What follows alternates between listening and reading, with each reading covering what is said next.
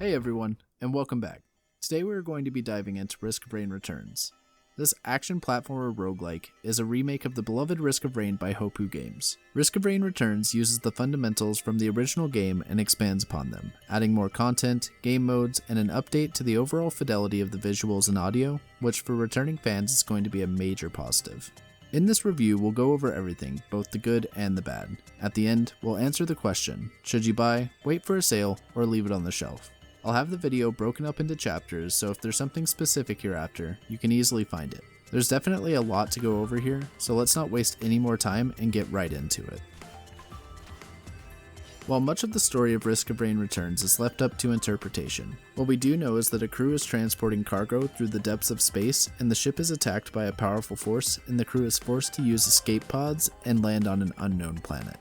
Each of the different characters is based off of their role aboard the ship, and there are 2 starting characters, Commando and Huntress, with 12 more characters to unlock by completing various achievements within the game.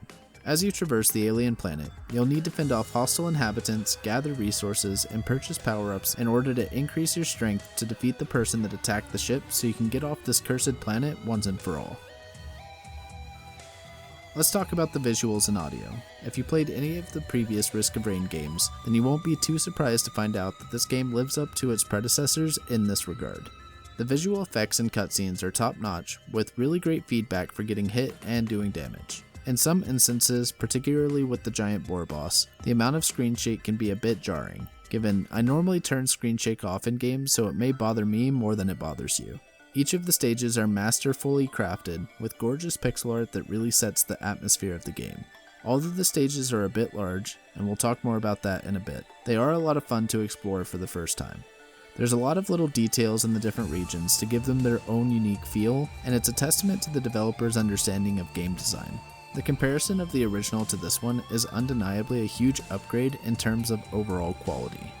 As far as the soundtrack goes, they remastered the original soundtrack for the game and added 4 new tracks. If you've never heard the soundtrack for these games before, the producer, whose name I am not even going to bother trying to pronounce, is an absolute wizard, and the progressive metal sprinkled with a bit of chiptune on these tracks really gets me pumped every time I hear them. There's no denying that the soundtrack is some of the best out there. They really nailed keeping the original game's atmosphere while giving everything a much needed facelift, increasing the base resolution of the art and assets, and producing a soundtrack that hits really hard. I mean, all of the music for Risk of Rain is really good, but there are quite a few songs on here that are absolutely phenomenal. This really shows off how talented these guys are with pixel art and overall game design, which is probably one of my favorite things about the game.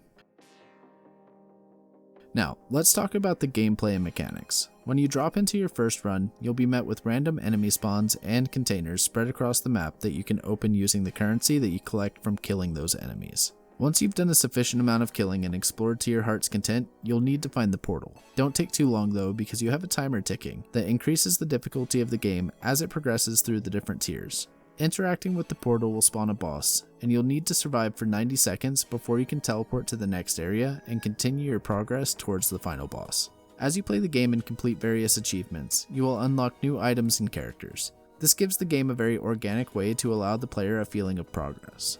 Each of the regions also have a variety of different secrets that will unlock various things from characters to artifacts. They did a fantastic job at blending the mechanics of the original game and Risk of Rain 2. There's a lot that you can do to customize your runs and play the way that you want. I think that there are definitely a couple of areas that they could have changed up a bit more in order to really define this game as its own, but overall, I think there's a lot to love here. The combat feels good, and the different abilities are fun to figure out, and the visual effects are really good as well. Each of the characters have vastly different playstyles, from the Huntress, who is a bow user with high mobility that throws out a boomerang that bounces between enemies, to the pilot who wields pistols and can lay down traps that send enemies flying into the air. There's no shortage of content here with a lot to explore, and that is a huge positive. Earlier I stated that we'd talk more about the stage size, and this is something that is a big pain point for me. These maps are huge. It takes a long time to travel the lengths of the maps, and there's a lot of verticality as well. Considering the default movement speed of pretty much all of the characters, and if you're playing the Enforcer, you're really going to feel it. That paired with the fact that I do not like the platforming in this game makes it very difficult for me to enjoy. I mean, most of my time with Risk of Rain Returns can be summed up by moments like this.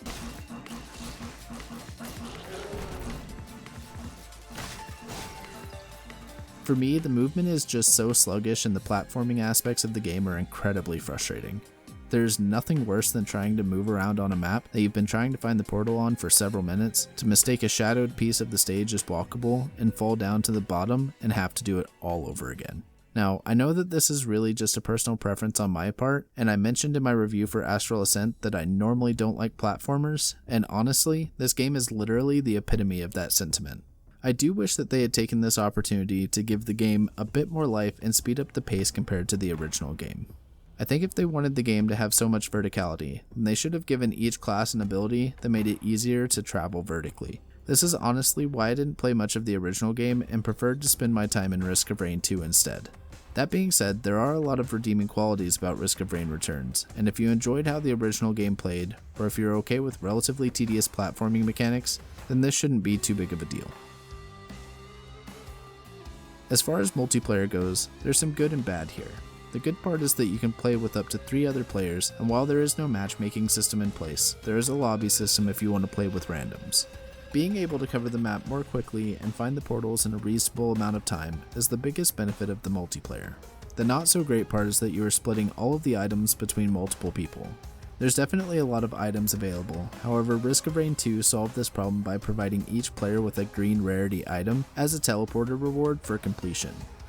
I think that Risk of Rain Returns would have benefited greatly from this mechanic, and it would have made falling behind in items a little more difficult. Once you fall behind in multiplayer, it is really difficult to catch back up, making you feel literally useless in terms of both damage and mobility, since you rely quite heavily on finding items to increase movement speed and gain vertical mobility. It obviously doesn't help that I'm terrible at the platforming, so it takes me a lot longer to find things, and I felt this in a big way. Overall, playing with friends or loved ones is a fun experience, and even though aspects of the game frustrated me quite a bit, I do enjoy playing it from time to time. And I think if they implemented a teleporter reward and gave the players other means to get items that were run defining, it would solve the issue of falling behind and making you feel useless. As far as the length of a run goes, that's really up to you on whether you decide to beat the final boss or want to just endlessly loop to see how strong you can get. Unlike in Risk of Rain 2, you can choose to end your loop at any time by simply teleporting to the end stage after completing your current stage. There's a level of knowledge at play here. The more you know about the game and patterns that you're able to identify, you'll be able to complete the game far more quickly. That being said, if you go straight to the end, I'd say your average run is going to take you about half an hour or so. The replayability of this game is honestly endless if you want it to be.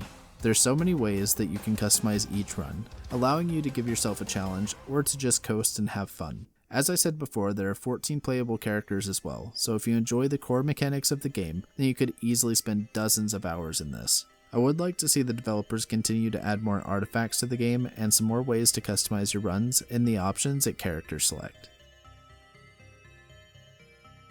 Alright, time for some final thoughts and my verdict. Should you buy, wait for a sale, or leave it on the shelf? I'm going to go ahead and say that if you're a fan of the first Risk of Rain, this is going to be an easy recommendation. My partner played a lot of the first game and she really enjoys this one as well. However, if you aren't familiar with the other games and get frustrated with slower platforming mechanics, then I would say that you should wait for a sale and see if this is something that you can enjoy. Overall, I would say that my experience with Risk of Rain Returns was a pretty mixed bag. Sometimes I would have a lot of fun, and other times I would get frustrated by the tedium of the platforming and movement. I do hope that they address some of these issues since I've also seen other people in the community expressing the same concerns. I hope you found this review helpful or entertaining. If you did, be sure to hit the like button. It really helps out the channel and gets the word out about the game as well. If it's your first time here, or if you've seen my other reviews and you haven't already subscribed, I encourage you to do so. You can also join the Discord, a link to that will be down in the description, and maybe we can play some games together sometime. If you're looking to pick up the game and you have any other questions, be sure to let me know down in the comments and I'd be happy to help. That's going to be all for this one. I hope you have a fantastic day and I'll catch you in the next one. Peace.